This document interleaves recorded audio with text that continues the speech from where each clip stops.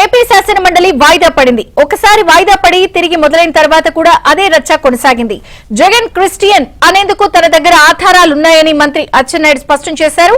అచ్చెన్నాయుడు వివరణతో సంతృప్తి చెందినట్టు స్వయంగా చైర్మన్ చెప్పిన తర్వాత కూడా వైసీపీ సభ్యులు దేనిపై క్షమాపణ అడుగుతున్నారని మంత్రి పయ్యా ఉలకేశవ్ ప్రశ్నించారు.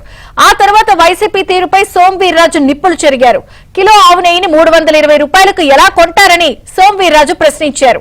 వైసీపీ సభ్యులు హిందువులకు వెంకన్నకు అపకారం చేస్తున్నారని వీర్రాజు దుయ్యబట్టారు. నిరసనల మధ్య మండలిని రేపటికి వాయిదా వేశారు.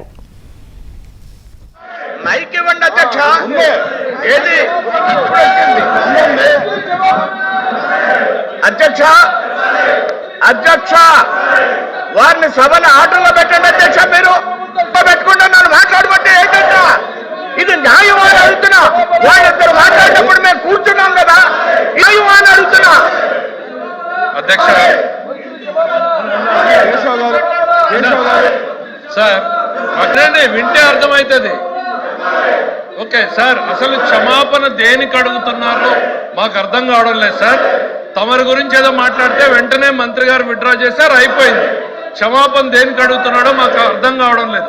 మా సబ్మిషన్ తమరికి ఒకటే సార్, ఈ చర్చని ఇంకా 3 రోజులైనా 4 రోజులైనా కొనసాగించండి. ప్రభుత్వం సమాధానం చెప్పిన తర్వాతనే హౌస్ లో నుంచి వెళ్తుంది.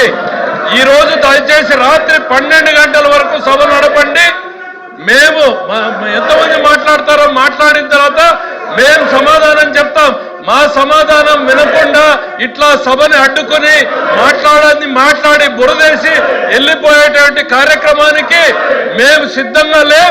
రేపు ఎల్లుండి 3 రోజులైనా దీని మీద సమాధానం చెప్పి తీరాల్సిందే. ప్రభుత్వ సమాధానాన్ని మీరు ప్రజలు కూడా వినాల్సిందే అనేటువంటిది సందర్భంగా చెప్తున్నా. దయచేసి మిమ్మల్ని విజ్ఞప్తి సార్, ఆర్డర్లో పెట్టండి సార్. దయచేసి బాబు ఇజ్రాయెల్ కంటిన్యూ